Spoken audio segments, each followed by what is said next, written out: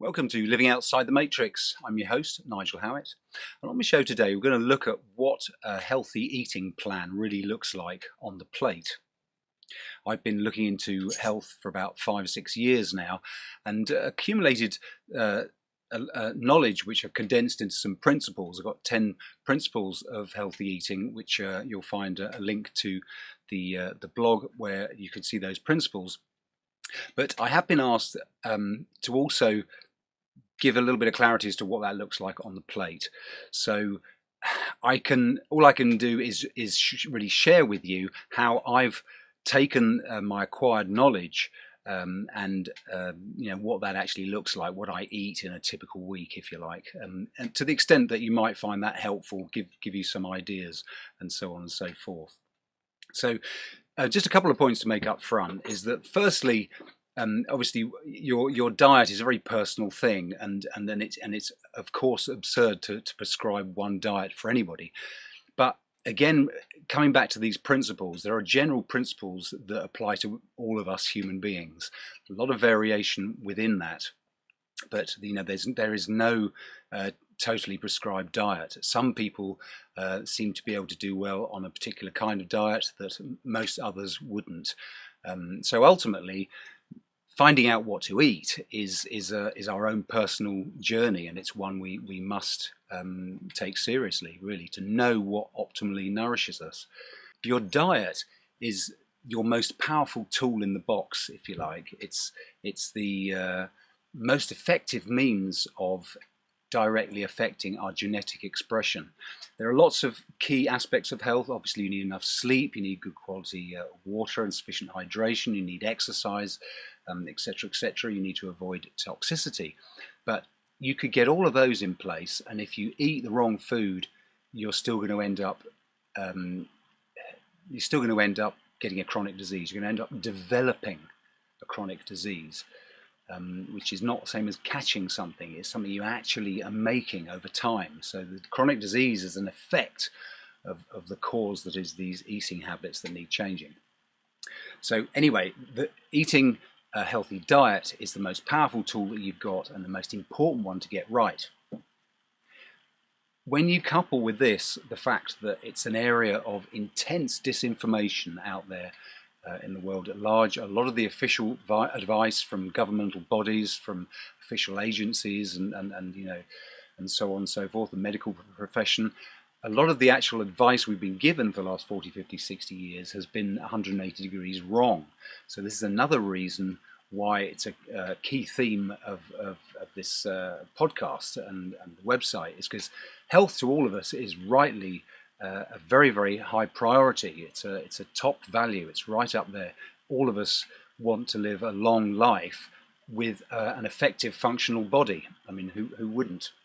And the problem is, unless we wise up as to how to eat healthily, we can sort of effectively look into the future and safely predict, because of the cause and effect nature of things, you can safely predict that if we eat certain foods, the wrong kinds of food, lots of processed food, unhealthy oils, too much sugar, we are going to end up developing certain chronic conditions, and we can anticipate the end of our life, our autumn years, being in suffering, a degenerative state, and this is not desirable to anyone.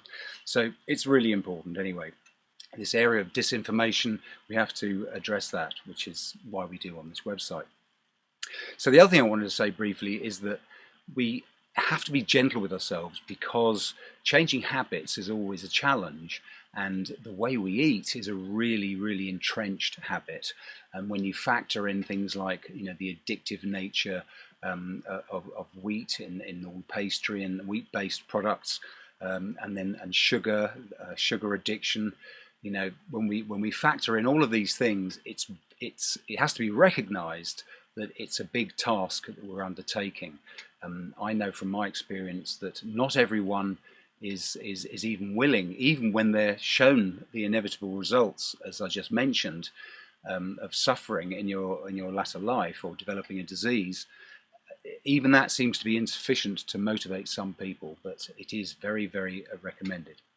So anyway, be gentle with yourself, but stay committed and keep at it. And in facing this challenge of changing a diet, one of the key factors is switching from eating purely for taste and adapting more to eating primarily for optimal health and taste. So yes, taste is in there, but don't just follow your taste buds. You know, the old Chitty Chitty Bang Bang film springs to mind with the child catcher, and of course the children run out after all the sweets and the glitzy stuff in the sweet shop, and they get caught. And I kind of think of an analogy: don't let the devil get you by your taste buds. We mustn't allow our taste buds to be in command of our diet. Essentially, we've got to think, we've got to apply reasoned thought and think, now hang on, I've got to eat these things, I need certain sustenance, so I've got to start factoring in eating for health and taste as opposed to just taste. Also, there's another thing you might want to consider, which is your nutritional typing. This is something that Dr. Joseph McCullough looked into, and it's based on some work by William Wolcott, metabolic typing, and other writers have looked into eating for your blood type. And there seems to be some evidence that there are at least 3 different types. So I urge you to look into that, and Dr. Joseph McCullough's website, mccullough.com, is a great place to go. I personally don't advocate vegetarianism or veganism. I do feel a great deal of compassion towards animals. I think rearing animals is very important to do that humanely and appropriately for well-being of the animals and indeed ourselves eating the meat. But more importantly, I think there are certain animal fats and nutrients that really most of us need. That this can be demonstrated. The scientific evidence points to the fact that we need these certain fats and nutrients. And when you consider that we've evolved on a high-fat diet, you know, eating organ meats and so forth, which is how our brain has evolved to the size that it has. When you look back on our history of eating fats, you know, this can really only come from animal sources. So that's what we're adapted to. So that's my position on vegetarian and vegan. I do think it's also important to eat everything organic, because we don't want to poison this bodily vehicle of ours. We're trying to, you know, the obvious objective of optimal health. We must reduce toxicity, and by definition, organically produced or organically grown, I should say, food is by definition less toxic. It's not going to be zero toxic, chances are, but it'll certainly be less toxic. I recommend getting a cookbook if you're that way inclined. If you're not, you know, used to cooking, so it can be very useful. And I would recommend a ketogenic cookbook. It doesn't really matter which, but because reducing our sugar and so forth, and our wheat and grain consumption is a key part of a healthy diet, a ketogenic cookbook is going to set you off down the right road. Basically, there is more to it than just ketogenic, but that's a great place to start if you fancy getting a cookbook. So my way of eating has evolved over the last few years, and a key part of my typical day, my main meal, would be a nutritionally dense salad. So this is a new kind of salad. Throw out of your mind the image of iceberg lettuce, tomato, and some cucumber, and that's it. You know, perhaps drizzle with a bit of oil. A salad is really only limited by our imagination. So an important part of my daily food intake will be this salad. So it's I'll start off by chopping an onion or a leek or something, and I'll throw in a whole mixture of green leaf vegetables, all sorts of vegetables. We grow quite a few here at Treehouse Farm seasonally, but things like spinach and chard and various lettuces and coriander and leaf beets and kale and broccoli leaves, cabbages, all these sorts of things will get chopped up. Obviously not everything in one salad, but that gives you a whole lot of variety. And all the herbs like parsley and chives and cress, all these sorts of things can get chopped in there. It's a great way of bringing plenty of garlic into your diet. Also chopped up root ginger and turmeric. That's another great additive to get in there. You're not going to eat it really. Well, turmeric to a certain extent in curries, but it's a great way of getting that useful spice into your diet. So I tend to avoid things like tomatoes and peppers in my salads. Tomatoes, I think, are better off cooked, and peppers and tomatoes for their lectins. I tend to keep them a little bit at arm's length, but put them in if you want to. But your salad can be all sorts of things chopped up raw. You can even include things like Brussels sprouts and cauliflower and things like that. I also then put in a key ingredient, several kinds of nuts, for example, pine nuts, pecan nuts, macadamia nuts, walnuts, Brazils, all of these sorts of things. Again, not all of them, but selectively. They're all packed with healthy fats and all very, very densely nutritious. On top of that, we're talking seeds, so you can choose from any one of a number of seeds, things like hemp seeds, chia seeds, maybe freshly ground flax seeds, sunflower seeds, pumpkin seeds. These are all very good, sesame seeds. These are all good ingredients of a salad. I'll often throw in some nutritional yeast, which is a great way of including a lot of the B group vitamins into your diet. And then the other key ingredient, when you've sort of mixed all that lot together, the other key ingredient is a salad dressing. Salad dressing is a fantastic means to introduce healthy oils. So essentially you're mixing half oil and half vinegar. So what I use, my staple oils would be a black seed oil and a good virgin cold pressed virgin olive oil. And then I might also use avocado oil, macadamia nut oil, even sesame seed oil and hemp seed oil as variations just to play around with. And I'll take an oil and mix that half and half with some raw apple cider vinegar or some balsamic vinegar, usually apple cider vinegar.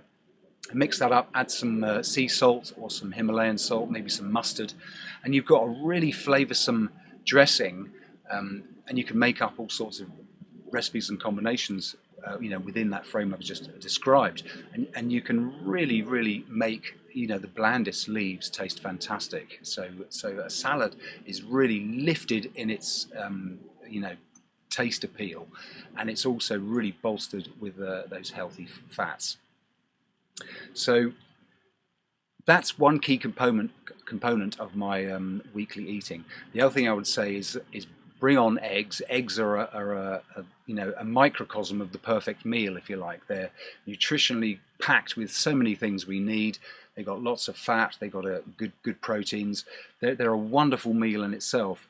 So disregard all the stuff that we've heard about cholesterol causing heart attacks and all this nonsense. It's completely untrue. Eggs are a really good option. So they feature quite highly in my my week of eating. So let's look at a typical breakfast. So for example, one example might be poached eggs with a sliced avocado, a bed of spinach, and perhaps some pecan nuts thrown over it. That's one kind of breakfast I'll have. I may also have something like a ham omelette. We rear our own pigs here on Treehouse Farm, just north of London in the UK, and we have our own ham in a 3-egg omelette, maybe some onion and some cheese melted in. That's a really good healthful breakfast as well. Another one for me is just a straightforward fried eggs and bacon. I might fry the eggs in ghee or just the fat from the bacon, and again slices of avocado, wilted spinach. Just a really tasty breakfast.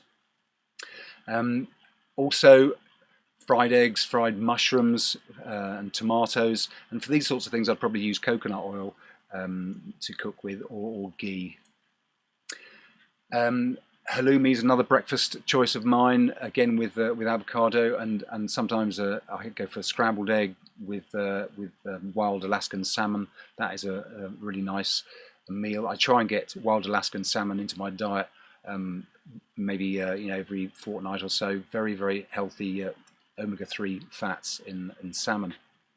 So that gives you an idea of the sort of breakfast options. At least on a couple of meals of a typical week for me would involve a roast, either a roast chicken or a roast pork or a lamb, something like that, and with that assorted vegetables such as broccoli, Brussels sprouts, maybe carrots, and I also include fermented vegetables on the side. Because a key part of the principle of eating is to get my body into fat burning mode, I tend to keep potatoes and all other forms of sugar out of my week, and simply enjoy roast potatoes at the weekend, and the higher glycemic vegetables at the weekends like pumpkins and carrots and parsnips. Have that on a roast Sunday lunch, and it's useful to come out of ketosis either weekly or sometime bi-weekly. Because long-term ketosis is not as good as cycling in and out. So the roast meal, probably one in the middle of the week, one on a Sunday, and as I said, with vegetables around a meat dish. And a lot of the time, my main meal may be it'll be one of these nutritionally dense salads with either something like sardines on it, maybe mackerel. These are very, very good oily fish, very, very helpful indeed. Great to factor sardines and anchovies into your diet if you can, and they work really well over a salad. You can put in some half-boiled eggs. I often do a salad variant with cheeses, raw cheeses like French Brie de Meaux, Roquefort, these sorts of things. There's some great raw camembert cheeses you can get. And these soft, full, fatty cheeses really work well in a salad such as I described earlier on. So I'd probably have about 5 main meals of a week based on this salad with something like that put on top of it. We have minced pork, again from our home-reared pigs. You could use minced lamb, and you make something like a bolognese, a minced meat into a sort of a bolognese thing, or a chili con carne, and that sort of thing served over a salad works really well. It's a very nutritionally packed, high fat, low net carb sort of meal. So that's roughly what I go for. So I wanted to also mention drinks. I think it's some of the I think it's important to bring the organic principle into our drinks, because some people might not think of that when we reach for tea and coffee. Raw milk is good to drink if you regularly purchase milk, if you can get a hold of that for your tea and coffee. Perhaps you drink it black. With coffee, I tend to grind that fresh to lower the rancidity of the coffee beans and better flavour and all that as well. But really the best thing that you can do is to avoid any sort of fizzy drinks, and don't drink your tap water unless of course it's filtered. It's really, really important. So I'd like to just touch on the principles, because it is a combination of knowing these different foods and different kinds of nuts, different kinds of oils. It's a question of learning a sort of a repertoire, if you like, of these essential ingredients that are healthful. Coconut oil, is a massive one. Avocados, I eat 2 avocados a day. There are some really important specific examples of healthy food that's useful to sort of know, if you like. But it's also good to stick to the general principles. So I'm going to run through those very quickly, my 10 principles of healthy eating. And the first one is to avoid processed foods. It's one of the first things we can take out, the sort of factory-made foods, all the sweets and the crisps and the fizzy drinks, through down to ready meals and a lot of tinned and jarred foods, to try to exchange that for real ingredients and making food. We're going to have to spend some time in the kitchen if you want to eat healthily. That is just the way it is. So the avoidance of processed food is a big deal, and there's quite a lot of work to do in just doing that. So it's a good place to start. You've got all the preservatives, additives, emulsifiers, and nasty ingredients and colorings and flavorings and goodness knows what, as well as extra sugar, as well as extra wheat, all added in processed food. It uses all the most unhealthy oils that you can consume, the cotton flower oil, the safflower oil, the canola. All of these oils really have no place in our diet, and they're all in processed foods and biscuits and cakes and any baked goods. It's stacked full of the wrong oils. So that's the first principle, is to avoid processed foods, and very tightly alongside that is to reduce sugar consumption. All of processed food has added sugar, of course. We've got to just try to control any sugar addiction you may have to sweets and biscuits and bars of chocolate. We have to appreciate that there are many reasons to cut sugar down, but it fundamentally accelerates our aging and promotes ill health. It's really important. It's beyond the remit here to explain all of that. I'll put some links in the show notes below. But if you want optimal health, you've just got to reduce your sugar consumption. And so tackling things like, that sort of closet Snickers bar or whatever it is that you like, that has to be met head on, and we've got to choose long term. Do I want health? Do I not? And it's difficult. It's not easy, if you're sugar addicted. So reducing sugar consumption is a big second, and in this, it's important to remember that bread is sugar. By the time it hits your stomach, it's digested into simple sugars, and the same goes for things like pasta, potatoes, spaghetti, rice. All of these things need to take a back seat. We need to try and sort of phase them out in favour of all that high fibre vegetable, green leaf stuff and salads. Feed the microbiome. So I'm getting ahead of myself, but reducing sugar, really important.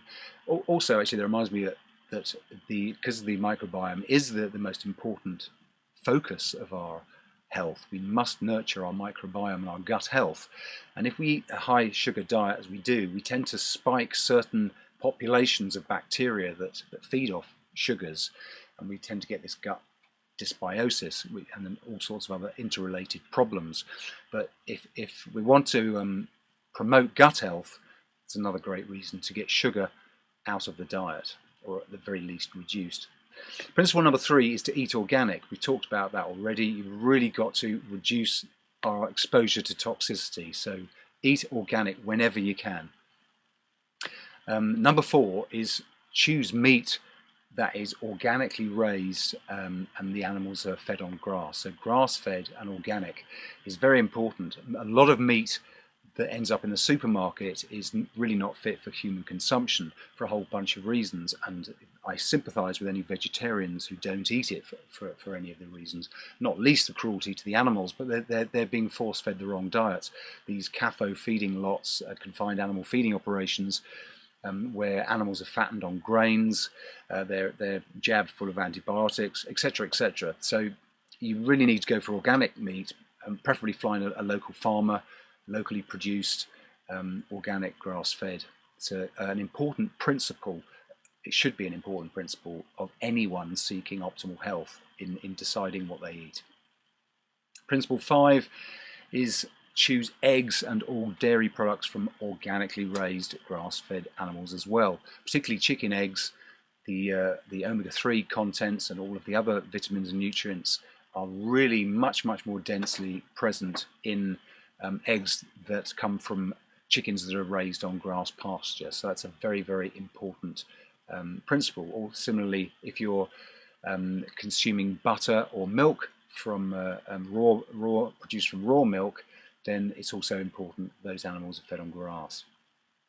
Principle number 6 is eat more healthy fats and eat none of the unhealthy fats. So again, healthy fats are avocados, olives, olive oil, coconut oil, raw butter, ghee from grass-fed cows, fish such as sardines, anchovies, herrings, wild Alaskan salmon, specifically not farmed fish. Farmed fish avoid. And animal fats from beef, pork, lamb, from goose fat, this is good, bacon, chicken skin, the saturated fat, all good for you. And then nuts such as macadamias, pecans, Brazils, pine nuts, cocoa butter, and then there's seeds such as chia seeds, hemp seeds, all these sorts of things, good sources of fats. But we must stay away from the vegetable oils, the canola oil, safflower oil, cottonseed oil. Keep away from those and keep onto these healthy fats.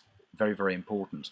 So eat more healthy fats and cut out all of the unhealthy fats, which tend to be found in baked goods and processed foods and the like.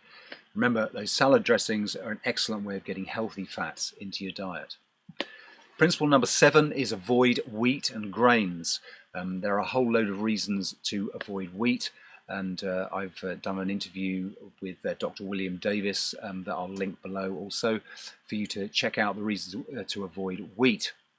But also grains, they're also high refined carb as well. This is all spiking our blood sugar, but it's worth checking out the reasons not to eat wheat. That's a major component of a healthy diet, would be an absence of eating bread. Which is strange, really, because you think about it from biblical times. This is a cultural part of our food. Give us today our daily bread and all that good stuff. And when we find out today there's so many reasons to avoid bread, that really is a out of the matrix kind of moment there. So principle number 9 is feed your gut microbiome with plenty of high fiber fruits and vegetables, ideally fermented foods as well. I tend to be very cautious on fruits. I'm not sure it's a good idea to eat too many fruits. They're high in fructose, obviously, and I think that can be an Achilles heel in an otherwise healthy diet if we eat too much fruit. But plenty of fibrous vegetables. Again, this is one reason for eating, redesigning your salad to get the high fiber, because it's needed to feed the gut. The gut bacteria needs something to chew on. Also, you can consider supplementing with psyllium husk. This is a great extra bulker with soluble and insoluble fiber. Really good feeder of the gut. Bring in fermented foods such as fermented vegetables, kombucha, kimchi, Korean kimchi, I think it is, Japanese miso, the sort of paste that you can use to cook with, or you can have as like a mug of hot drink. Really useful to get these fermented foods into the diet, because they all help increase the microbiome, which consequently has a knock-on effect in combating leaky gut and fortifying the immune system. Principle 10 is drink sufficient good quality water. Again, we've looked at that recently, just a few weeks ago, but it's really important to filter your water, be properly hydrated, look into things like electrolytes in your water and possibly even hydrogen-infused water as well.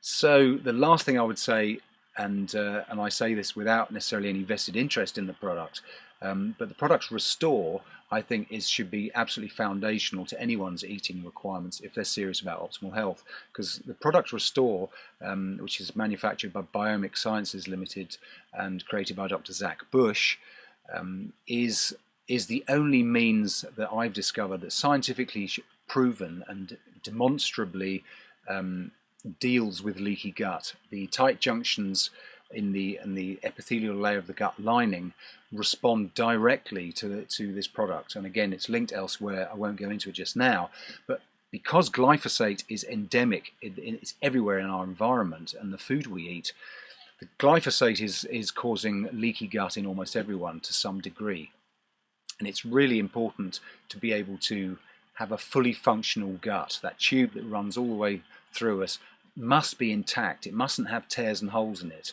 Otherwise, your whole apparatus for eating, we're trying to eat a healthy diet here, but the very thing that's going to deal with it, the machinery, is going to be broken if we've got a leaky gut. And the product Restore deals with leaky gut, and I'll put a link to Dr. Zach Bush explaining exactly how it does that below if you like. But that's the last thing that I firmly recommend.